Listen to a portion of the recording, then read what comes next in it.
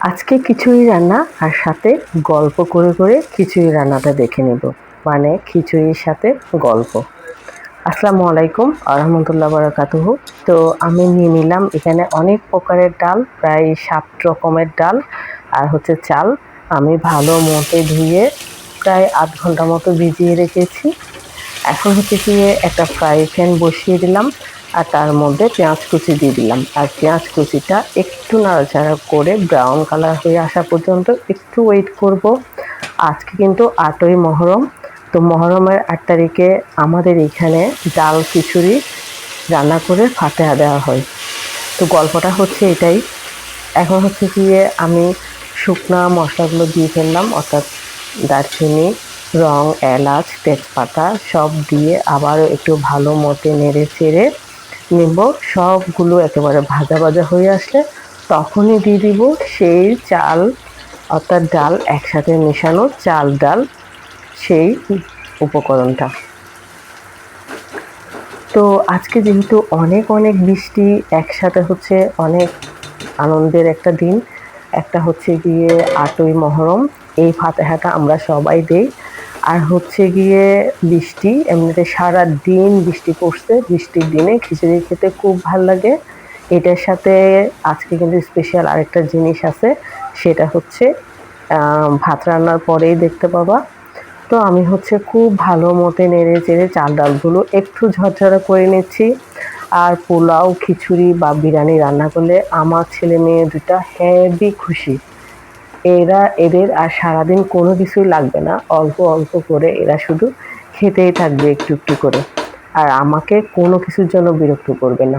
তাই জন্য আমি যখনই খিচুড়ি, পোলাও বা বিরিয়ানি রান্না করি তখন কিন্তু আর টেনশন হয় না।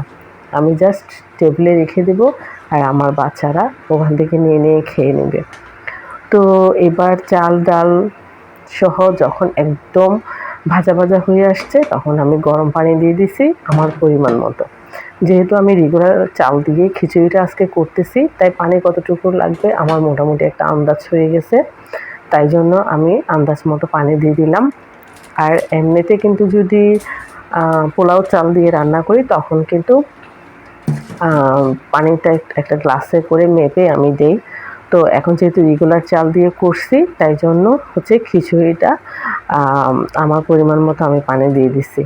আজকের খিচুড়িটা রান্না হয়েছে একেবারে মশলা ছাড়া।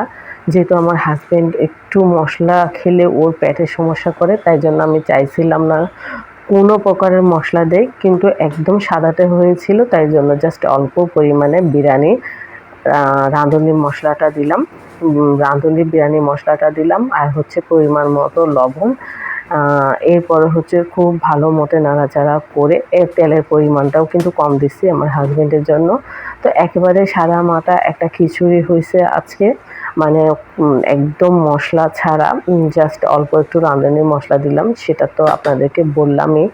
তো জাস্ট একদম সাদা মাটা একটা খিচুড়ি, যাতে শরীরের জন্য ভালো, ওর যাতে খারাপ না লাগে, পেটের কোনো ধরনের সমস্যা যাতে না হয়, আমি ওভাবেই রান্না করার চেষ্টা করছি।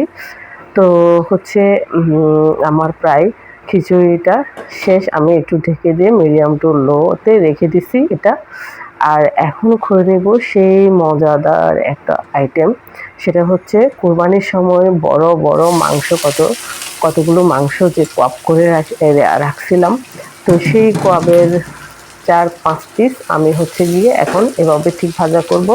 এখানে হচ্ছে পেঁয়াজ কুচি, তারপর টমেটো কুচি, তারপরে হচ্ছে কাঁচামরিচ কুচি দিয়ে আর হচ্ছে সেই মাংসটা কুচি কুচি করে কেটে ঠিক এভাবে করে ভুনা করলে আর খিচুড়ির সাথে খেলে দারুণ কম্বিনেশন।